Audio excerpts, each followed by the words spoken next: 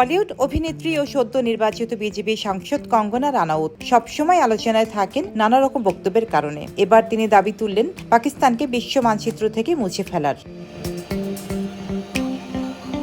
সীমান্তে ক্রমবর্ধমান উত্তেজনার প্রেক্ষিতে ইনস্টাগ্রাম স্টোরিতে পাকিস্তানকে সন্ত্রাসবাদীতে ভরা জঘন্য দেশ বলে কড়া ভাষায় আক্রমণ করেছেন তিনি।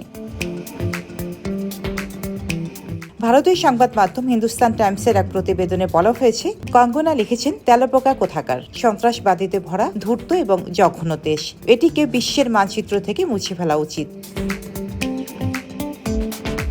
সম্প্রতি একাধিক বলিউড অভিনেতা ও নির্মাতা পাকিস্তানের বিরুদ্ধে সোচ্চার হয়েছেন। ভারতীয় সেনাবাহিনীর প্রতি সমর্থনে নানা পোস্ট করেছেন তারা। অন্যদিকে মাহিরা খান ও ফাওয়াদ খানের মতো পাকিস্তানি অভিনেতারা ভারতের হামলার কড়া সমালোচনা করেছেন। এই ঘটনায় দুই দেশের ছবি প্রাঙ্গণেও এক ধরনের শীতল যুদ্ধ শুরু হয়েছে।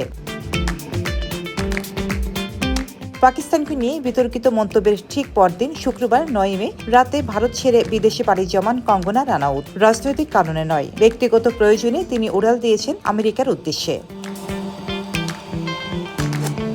জানা গেছে, তার আসন্ন হলিউড প্রজেক্ট বি দ্য এভিলের শুটিং এর জন্য নিউ ইয়র্ক গেছেন অভিনেত্রী। এই হরর ফিল্মে কঙ্গনার পাশাপাশি রয়েছেন হলিউড তারকা টাইলার পোজে ও স্কারলেট রোজ স্ট্যালোন। ছবিটি পরিচালনা করেছেন অনুরাগ রুদ্র।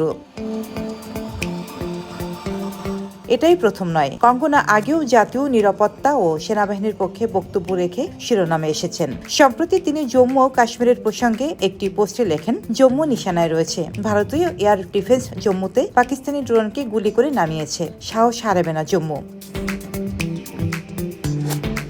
গত এপ্রিলেই কঙ্গনার পরিচালিত ও অভিনীত ইমার্জেন্সি ছবিটি মুক্তি পায়, যেখানে তিনি প্রাক্তন প্রধানমন্ত্রী ইন্দিরা গান্ধীর চরিত্রে অভিনয় করেন। যদিও রাজনৈতিক আলোচনার কেন্দ্রে থাকা এই ছবি বক্স অফিসে বা ওটিটি প্ল্যাটফর্মে তেমন সাড়া ফেলতে পারেনি। বর্তমানে বি দ্য এভিল ছাড়া কঙ্গনার হাতে আর কোনো বড় কাজ নেই।